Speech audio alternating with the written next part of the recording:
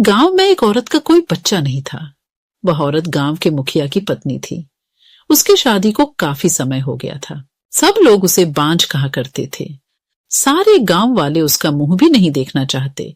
कहते थे कि इसका मुंह देख लिया तो पूरा दिन बेकार चला जाएगा।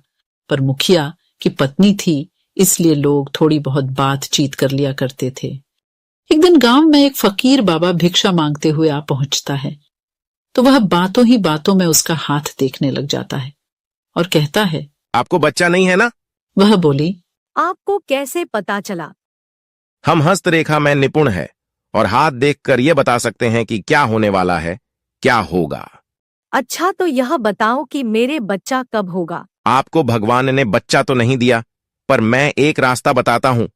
वह सुनो, अमावस्या की रात को किसी एक ऐसे लड़के की बलि पीपल के पेड़ के नीचे दो जो अपने माँ बाप का एकलौता पुत्र हो, और उसके खून से अपने बाल धोना। फिर कहना, ये प्यासी आत्माओं, ये बलि मेरी तरफ से स्वीकार करो और मुझे एक पुत्र दे दो। एक लोटे में उस कुएं का पानी भरकर उसमें उसके शरीर के खून की 2 बूंद मिलाकर खुद पी लेना, और उस लड़के के सिर के बाल को अपनी साड़ी की गांठ में बांधे रखना, तो तुम्हें अवश्य एक पुत्र पैदा होगा। उस दिन के ठीक 3 दिन बाद अमावस्या थी।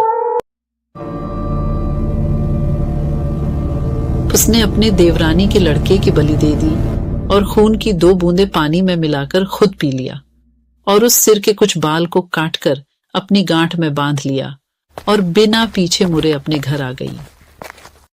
सुबह गांव वालों को पता चला कि मुखिए के भाई के बेटे को किसी ने मार के वहां फेंक रखा है। जब यह बात मुखिए और उसके भाई ने सुनी तो वह नंगे पैर दौड़ पड़े। धीरे धीरे सारा गांव इकट्ठा हो गया। उस लड़के की मां का रो रो बुरा हाल हो गया था। तब किसी व्यक्ति ने हिम्मत जुटाकर उसके सिर को धड़ से जोड़ा और उसे नदी में बहाने की सलाह दी। वैसा ही किया। लोगों ने उस लाश को पानी में बहा दिया। सब लोग यही कह रहे थे, किसने किया? ये सब कैसे हुआ? सब लोगों के लिए यह घटना चिंता का विषय बन गई थी। जब मुखिया घर पहुंचा तो क्या देखता है कि उसकी पत्नी तो पकवान बना रही थी। वह बड़ी खुश नजर आ रही थी। मुखिया ने क्रोध में कहा, क्या तुम्हें इस बात का बिल्कुल भी दुख नहीं है कि हमारे भाई का बेटा मर गया है? वह पहले ऐसी नजरों से देखी जैसे कि उसे मार ही डालेगी। फिर कहने लगी, लड़का उसका मरा है, मेरा नहीं, मैं क्यों शोक मनाऊं? तुम पागल हो। तुम्हें तो खुश होना चाहिए कि अब तुम्हारा भी एक पुत्र आने वाला है, और यह जानकर और खुशी होगी कि वह इस जायदाद का अकेला वारिस होगा। मुखिया से रहा नहीं गया और उसे जान से मारने के लिए तलवार उठाने चला गया। वह अंदर तलवार ढूंढ रहा था, पर तलवार नहीं मिली।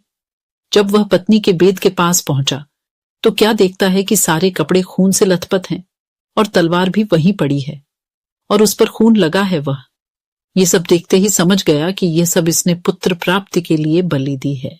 उसने उसे मारने का विचार बनाया कि अब भी मैं इसको मार दूंगा तो सब लोग मुझे गलत समझेंगे, और वह वहां से चला गया। उस दिन से गांव में ऐसी ऐसी घटना होने लगी।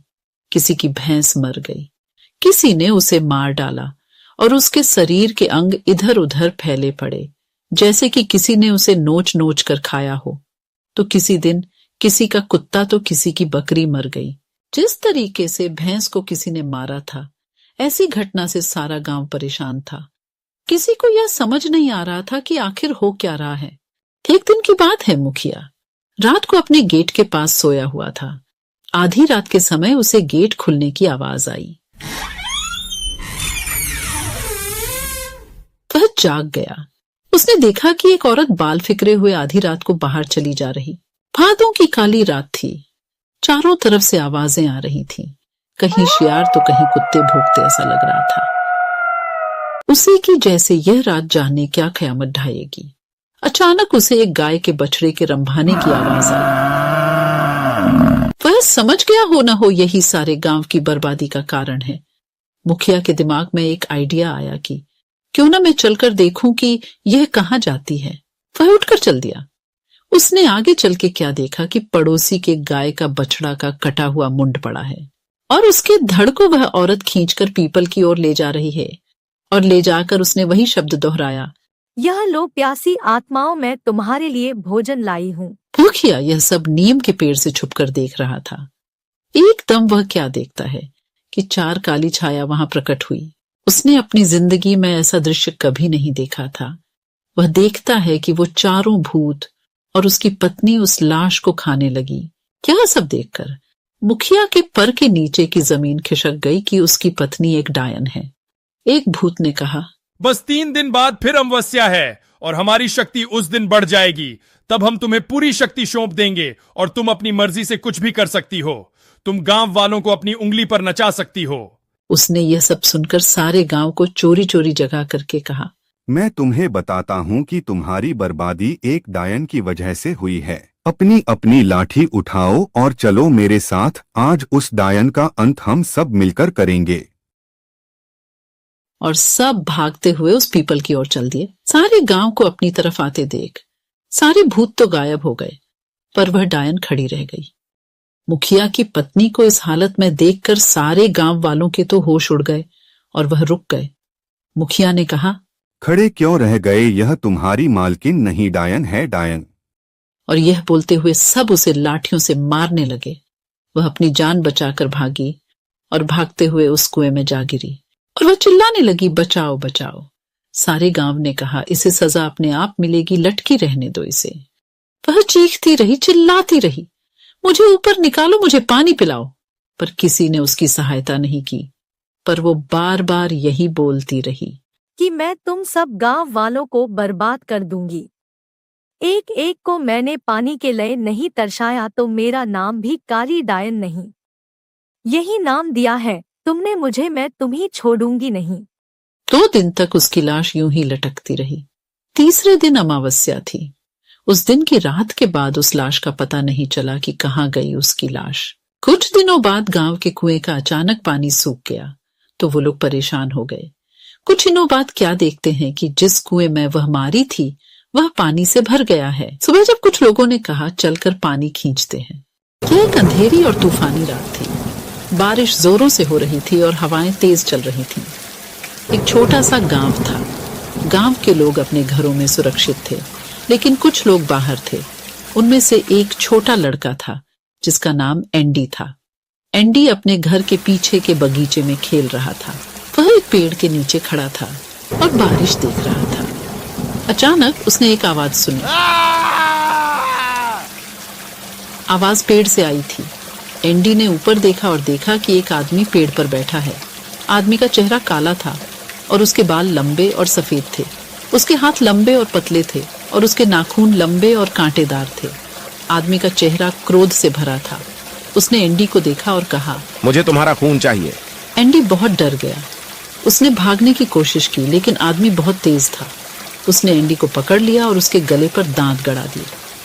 एंडी चीखता रहा, लेकिन कोई सुनने वाला नहीं था। आदमी ने एंडी का खून पिया और फिर वह गायब हो गया। एंडी को बचाया नहीं जा सका। उसका शरीर पेड़ के नीचे पड़ा मिला। उसके गले पर दांत के निशान थे। गांव के लोगों को बहुत दुख हुआ। उन्होंने एंडी का अंतिम संस्कार दिया और उसके लिए प्रार्थना की। लेकिन एंडी की मौत अभी भी रहस्य थी। कोई नहीं जानता था कि आदमी कौन था और वह कहां से आया था। एंडी की मौत के बाद गांव के लोग बहुत डर गए। वे रात में या फिर तूफान में बाहर जाने से डरते थे। वे सोचते थे कि वह डरावना आदमी फिर से आ सकता है और उन्हें भी मार सकता है। लेकिन कोई भी कुछ नहीं कर सका, क्योंकि वह डरावना आदमी बहुत शक्तिशाली था। आए दिन गांव में कोई न कोई व्यक्ति गायब हो रहा था, या फिर उसकी मृत शरीर खेतों या फिर पेड्डे के पास मिलती थी। एक दिन एक बूढ़ी महिला गांव में आई। उसने गांव के लोगों को बताया कि मैं एक जादूगर हूँ। मैं उस डरावने आदमी को ढूंढ सकती हूँ और उसे मार सकती हूँ। गांव के लोग बहुत खुश हुए। उन्होंने बुजुर्ग महिला से मदद करने के लिए कहा। बुजुर्ग महिला ने उस पेड़ के पास जाकर संस्कृत में मंत्र पढ़ा। मंत्र के प्रभाव से पेड़ सूख गया और गिर गया। पेड़ के नीचे आदमी का भी शव पड़ा था। यह वही था जो पिछले कई महीनों से गांव के लोगों का खून चूस रहा है और उन्हें मार रहा है। बुजुर्ग महिला ने आदमी के शरीर को जादुई मंत्र से जला दिया। उसने गांव वालों को बताया कि यह आदमी एक पिशाच था। पिशाच एक प्रकार का भूत होता है जो इंसानों का खून पीता है। अब आप सब गांव के लोग सुरक्षित हैं। गांव के लोग बहुत खुश हुए। उन्होंने बुजुर्ग महिला को धन्यवाद दिया। बुजुर्ग महिला अब उसी गांव में रहने लगी और आसपास के दूसरे गांव में भी जाकर वहां के भूत पिशाचों को मारा करती थी। बुजुर्ग महिला ने जब से उस डरावने आदमी को मार दिया, उस समय से गांव में सभी लोग सुरक्षित थे। लेकिन पता नहीं कहां से एक चुड़ैल उस गांव में आ गई थी। वह चुड़ैल उस बूढ़ी जादूगरनी को खोजते हुए यहाँ आई थी, क्योंकि कई वर्षों पहले जब वह बूढ़ी जादूगरनी जवान हुआ करती थी, तब उसने इस चुड़ैल को एक पेड्डे में ही कैद कर दिया था, जिसके वजह से यह चुड़ैल कई वर्षों तक एक सुनसान जंगल के एक पेड्डा में बंधी रही थी। इसलिए उस चुड़ैल ने उस जादूगरनी महिला को मारने की प्रतिज्ञा ले रखी थी। इसलिए वह चुड़ैल जादूगरनी को खोजते हुए इस गांव में आई थी। वह एक शक्तिशाली चुड़ैल थी और उसने जल्दी ही गांव के लोगों को अपने वश में कर लिया। उस चुड़ैल ने गांव वालों को गुलाम बना लिया। हर हफ्ते गांव के किसी एक व्यक्ति को चुड़ैल आपले भोजन के लिए मारकर खा लिया करती थी। गांव वाले चुड़ैल से मुक्त होना चाहते थे, लेकिन वे कुछ नहीं कर सकते थे क्योंकि वह बहुत शक्तिशाली थी। लेकिन जादूगरनी की पिशाच को पकड़ दियचने के लिए कई महीनों से गायब थी। गांव के लोग बहुत दुखी और पीड़ित थे कि एक दिन वह बूढ़ी जादूगरनी गांव में लौटी। वह जिस पिशाच को पी के आने गई थी वह बहुत ताकतवर था और महिला अब बूढ़ी हो चुकी थी। इसलिए 3 महीनों से बूढ़ी महिला दिन रात उस पिशाच से लड़ती रही, जब जाकर उस जादूगरनी ने पिशाच को मारा। इस लड़ाई से जादूगरनी बहुत थकी हुई थी, तो इसलिए जब वह गांव आई तो चुड़ैल ने उस पर आक्रमण कर दिया और बूढ़ी जादूगरनी कुछ नहीं कर पाई और उसकी हार हो गई और चुड़ैल ने उसे मार दिया।